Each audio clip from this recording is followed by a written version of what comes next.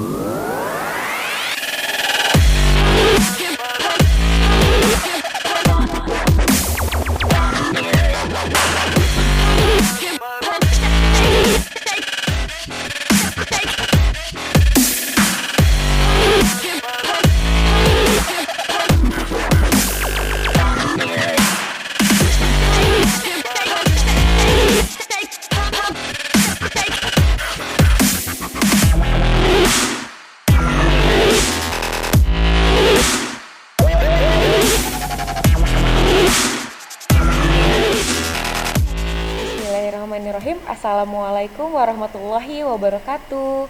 Halo anak-anakku semuanya, apa kabar? Semoga kalian selalu dalam keadaan sehat walafiat ya. Nah, pada kesempatan kali ini pembelajaran ilmu pengetahuan alam bersama Ibu Agri, kita akan membahas tentang indera penglihatan dan alat optik. Dan nanti setelah pembahasan indera penglihatan dan alat optik, kita akan mengisi bersama buku Prima PH 4B di halaman 171 sampai 174. Baik, untuk itu silahkan kalian siapkan buku-bukunya dan perhatikan penjelasan berikut ini. Kita dapat melihat tentunya dengan menggunakan indera penglihatan ya. Apa itu indera penglihatan? Indera penglihatan kita adalah mata. Kita dapat melihat seluruh benda yang ada di sekitar kita dengan menggunakan mata. Mata itu kelihatannya cuman hitam, warnanya putih, itu aja. Tapi ternyata tidak. Di bagian-bagian mata tersebut ada banyak sekali ya bagian-bagian yang memiliki fungsi yang berbeda. Kita lihat pada gambar berikut ada beberapa bagian mata dan fungsinya. Yang pertama itu adalah iris. Nah, iris itu berfungsi untuk mengatur besar atau kecilnya pupil sehingga memberi warna mata. Nah, kadang kalau misalnya kita lihat ada yang matanya berwarna hitam, ada yang warnanya coklat, ada yang warnanya biru atau hijau. Nah, itu difungsikan oleh iris ya. Yang kedua, kornea. Nah, kornea berfungsi untuk meneruskan cahaya yang masuk ke dalam mata. Yang ketiga ada pupil. Pupil berfungsi mengatur banyaknya cahaya yang masuk ke dalam mata. Yang keempat itu ada lensa mata yang berfungsi untuk memfokuskan cahaya agar jatuh tepat di retina. Yang kelima adalah retina. Nah, retina itu berfungsi untuk menangkap bayangan hasil pembiasan cahaya dari lensa mata. Yang keenam, saraf mata berfungsi meneruskan rangsangan cahaya ke otak. Dan yang terakhir adalah otot mata yang berfungsi untuk menggerakkan bola mata kita, bisa kanan, kiri, atas, bawah sampai dibelalakan atau diputarkan seperti itu menggunakan otot mata. Berikutnya, nah kita juga dapat melihat benda karena adanya cahaya. Bagaimana sih proses melihat pada mata? Ini dia. Yang pertama, nah pada saat kita melihat benda itu akan memantulkan cahaya ya. Kemudian setelah itu cahaya akan masuk ke mata melalui pupil. Setelah itu kemudian cahaya akan dibiaskan oleh lensa mata. Dan berikutnya bayangan jatuh di retina sehingga menjadi terbalik ya. Kemudian yang kelima, bayangan yang ditangkap oleh retina akan diteruskan ke otak. Maka otak akan menerjemahkan bahwa benda yang kita lihat itu tidak terbalik ya. Seperti itu. Itu urutan atau proses melihat pada mata. Nah, semua benda juga memiliki warna kan? Ada warna merah, kuning, hijau, biru, jingga, ungu, dan lain sebagainya ya. Misalnya pada benda-benda yang berwarna hijau nih ya. Nah, ada yang memiliki pigmen warna hijau akan memantulkan cahaya yang berwarna hijau juga. Nah, proses melihat warna pada mata yaitu yang pertama, benda menyerap sebagian cahaya tertentu dan memantulkan sebagian lainnya ke dalam mata. Yang kedua, cahaya kemudian masuk ke dalam mata melalui pupil. Yang ketiganya, cahaya dibiaskan oleh lensa mata dan jatuh ke retina. Yang keempat, sel-sel di retina memberi sinyal ke otak. Kemudian otak memberi kesimpulan bahwa warna benda tersebut akan terlihat, ya. Seperti itu. Nah, ada beberapa gangguan penglihatan. Yang pertama adalah rabun jauh atau miopi.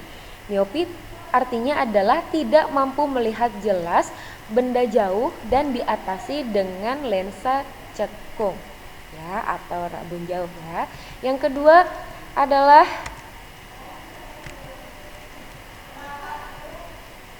rabun dekat atau hipermetropi. Artinya tidak mampu melihat jelas benda dekat dan diatasi dengan lensa cembung atau biasa kita sebut dengan positif, ya, matanya positif, ya. Seperti itu. Yang ketiga, mata tua atau presbiopi, artinya adalah berkurangnya kemampuan penglihatan karena usia tua, ya. Kadang orang-orang yang sudah tua atau yang sudah jompo merasa kurang jelas penglihatannya. Kenapa? Karena memang usianya sudah tua dan mungkin fungsi dari matanya tersebut sudah mulai berkurang, ya, kemampuan untuk melihat jelasnya. Jadi untuk mata tua ini disebut dengan presbiopi karena berkurang kemampuan penglihatan karena usia yang sudah tua. Yang keempat adalah buta warna. Buta warna yaitu menurunnya kemampuan mata dalam membedakan warna-warna seperti merah, hijau, biru atau campuran dari warna-warna tersebut dengan jelas, ya. Jadi kadang ada yang bilang kalau misalnya itu warnanya biru sebenarnya, tapi selalu dibilang oleh orang tersebut warnanya hijau. Atau misalnya warnanya sebenarnya itu adalah merah, tapi orang tersebut misalnya melihat bahwa warna benda tersebut adalah warna orange. Nah, itu namanya adalah buta warna. Tidak bisa membedakan warna-warna, ya. Yang kelima yaitu rabun senja. Rabun senja artinya adalah gangguan mata yang menyebabkan penderitanya sulit melihat pada malam hari atau saat berada di tempat yang gelap. Biasa kita sebut sebagai rabun ayam karena memang kalau misalnya sudah maghrib, biasanya nih, ya, kalau yang menderita rabun senja kalau sudah mulai maghrib ataupun sudah mulai gelap, nah, melihat keluar atau melihat sekelilingnya sudah tidak jelas, itu namanya adalah rabun senja. Nah, untuk alat optik ini ada beberapa macam. Yang pertama itu adalah periskop.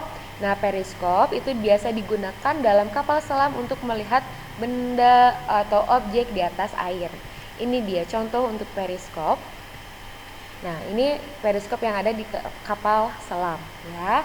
Yang kedua ada loop atau kaca pembesar. Mungkin waktu kecil kalian suka main loop atau kaca pembesar, ya.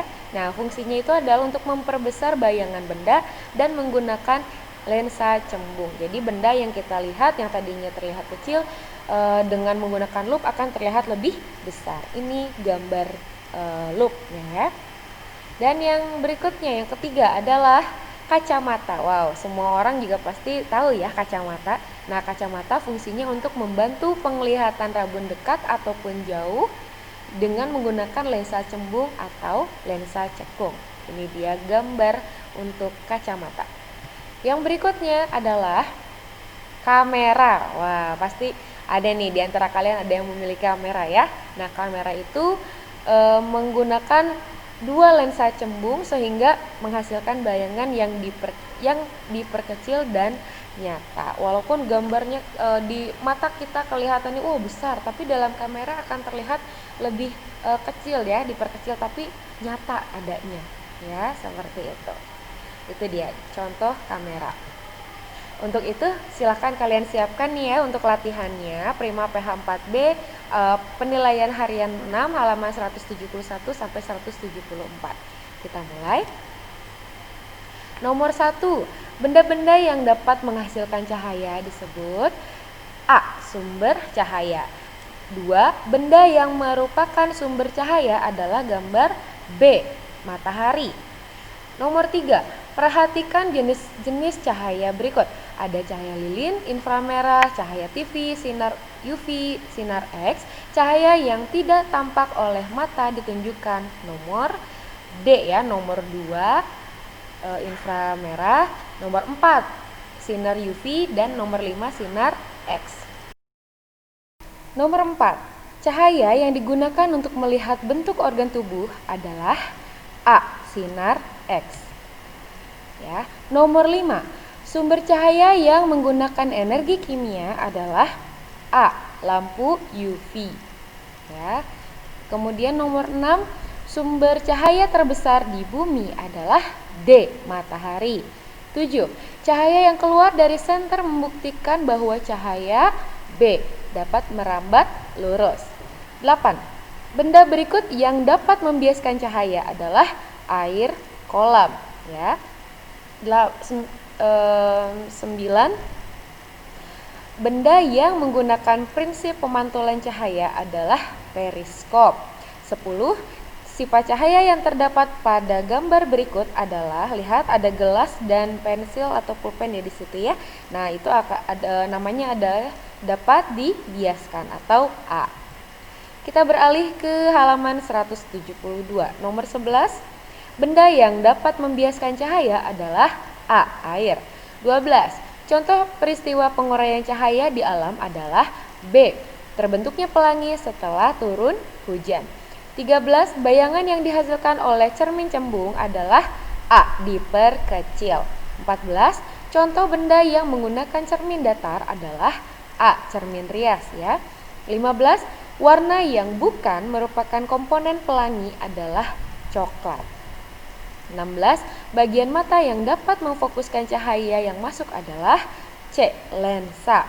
17, pupil mata berfungsi untuk B. Mengatur cahaya yang masuk.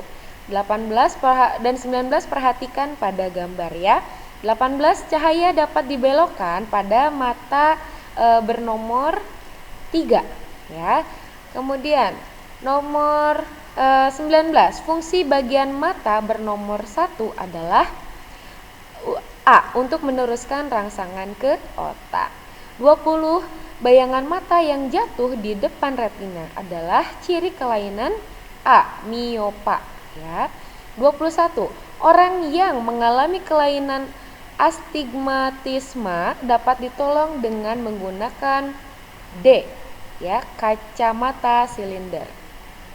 22, alat optik yang digunakan untuk melihat keadaan di permukaan air adalah C. Periskop.